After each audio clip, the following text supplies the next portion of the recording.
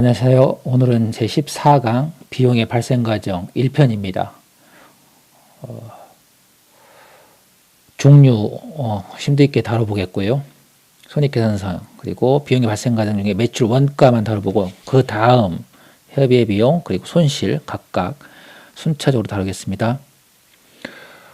비용의 종류입니다. 크게 매출원가, 협의의 비용, 손실 세 가지가 있습니다. 광의의 비용 전체를 아우르는 광의의 비용은 뜻은 1년 동안, 일정 기간 이렇게 하는데 여러분들 이해하기 쉽게 1년 동안이라고 특정했습니다. 1년 기간 특정 기업의 자산의 감소나 부채의 증가로 인한 자본의 감소분이다.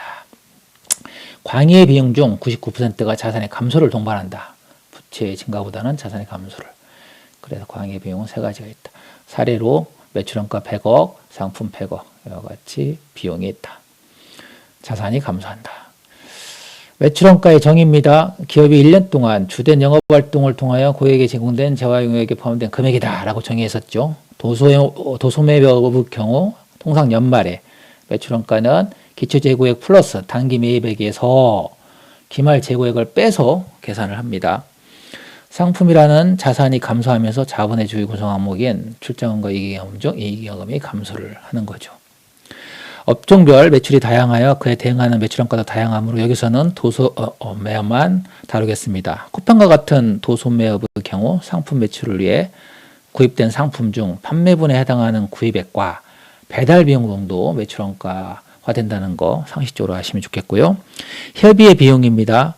1년 동안 비교적 경상적으로 발생하고 매출원가처럼 직접 대응되지 않은 항목, 판관부서의 급여, 접대비, 광고 선전비 등 판관비 거의 모든 항목이 해당되고요. 영업의 비용 중 손실이 아닌 이자 비용, 기부금, 기타 대선광업비와 법인세, 비용 등이 해당이 됩니다.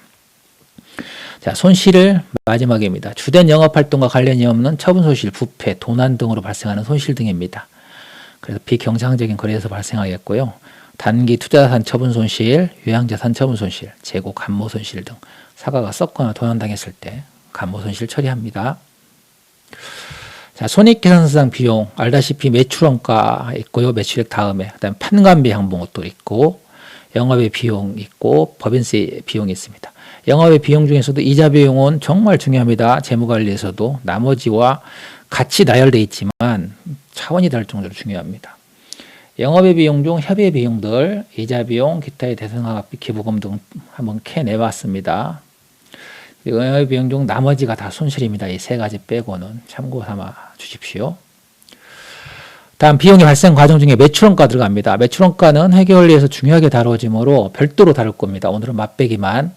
연말에 1회 계산합니다. 매월말 매분기도 할 수 있지만 매출원가 어떻게 계산하냐. 기초상품 재고액에서 단기 매입액을 더해서 기말 상품 재고 실사한 걸 뺀 나머지가 팔린 것으로 가정을 하는 겁니다.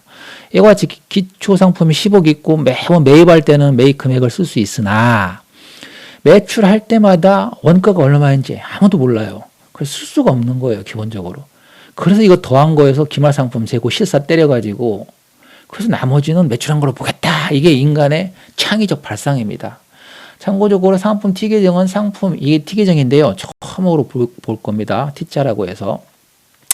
상품이 자산이므로, 상품의 T계정은 자산이 증가할 때는 왼쪽에, 이렇게 매입하면 증가하겠죠. 왼쪽에 쓰고, 감소는 오른쪽에 기록합니다. 그리고 연종, 기말상품 재고액은 재고 실사를 통해서 금액을 산출해서 집어넣습니다. 거의 매일 매입할 때마다 시황에 따라 사과 한 개당 원가가 달라집니다. 그래서 사과에 꼬리표를 붙여서 계산하는 개별법을 사용하지 않는 한 사실상 불가능합니다. 계산을. 그래서 인간은 선인선출법, 후인선출법, 총평급법, 이등법급 등등 가상의 방법을 사용해서 실제와 다르게 매출원가를 계산합니다. 매출원가를 의도적으로 축소하지 못하도록 한 번 적용한 매출원가 계산 방법은 지속적으로 적용해야 됩니다. 자, 오늘은 여기까지. 구독과 좋아요는 저에게 큰 힘이 됩니다. 오늘도 수고하셨습니다.